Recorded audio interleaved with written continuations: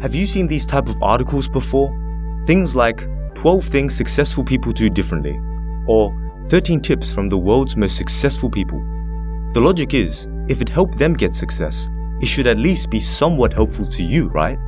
Yet, this type of logic is fundamentally flawed and could very well make you worse off. To show just how easy it is to get fooled by these success stories, imagine this simple scam.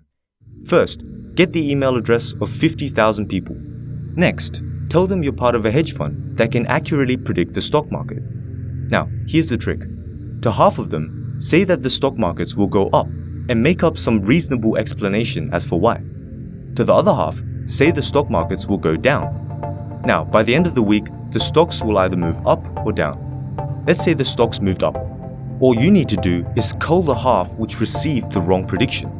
So, out of the remaining 25,000, once again, tell half that the stocks will rise and the other half that it will fall. At the end of the week, cull the half with the wrong prediction and repeat. Ultimately, by the end of week 10, you would have shown around 50 people that you can accurately predict the stock markets 10 weeks in a row. Sounds pretty impressive, right? In fact, if they then entrusted $10,000 to your hedge fund, you would have run away with $500,000. Now, you might be thinking, surely this doesn't happen in real life. Well, it does, but we are those 50 remaining people. Because we are so in awe of these successful people, we don't even consider that there might be some other huge factor at play, such as luck. For example, let's say you wanted financial advice. One hyper-common advice given on how to get rich is to take risks, because even if you fail, you can still learn from your failures. That makes sense, right? However, consider all the people who are bankrupt. No doubt they took risks too. So where's their success? Clearly, if we only listen to the winner story, there's no balancing force of bankrupt people telling us to be more careful. Another example, take a look at In Search of Excellence, a book which sold over 3 million copies. It analyzes about 50 excellent companies and identifies 8 common traits that propelled them to success. Yet, since then, out of the 35 companies which are publicly traded, 20 are falling below the market average. 5 even went bankrupt. Which begs the question, were these companies actually excellent? Or perhaps, were some of these 50 companies just the lucky ones out of a pool of 50,000? And if so, why should anyone listen to their advice? From here, you can see what the problem is.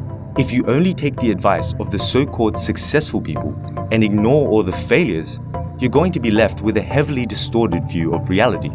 This is known as survivorship bias. Furthermore, it doesn't just apply to financial advice. Let's say you wanted some relationship advice. Naturally, you'll search for some happily married couple of 40 years and ask, what's your secret to marriage? They'll give sensible advice too, like focus on your partner's positive rather than their negatives.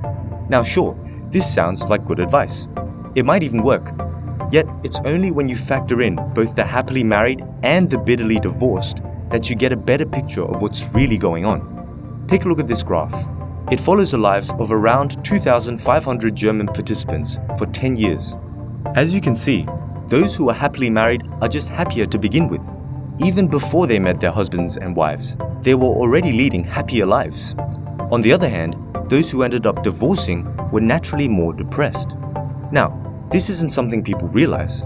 Not many people would say, I'm happy with my marriage because I'm just happy about stuff in general. And yet, this seems like such an important factor. It suggests we should focus on improving ourselves before we think of improving our relationships. So, here's the bottom line. When it comes to complex things in our life, like marriage and getting rich, no one really knows what it takes to become successful. Therefore, when listening to the advice of successful people, be skeptical and make sure you aren't getting fooled. Instead, consider the failures and perhaps you'll learn more.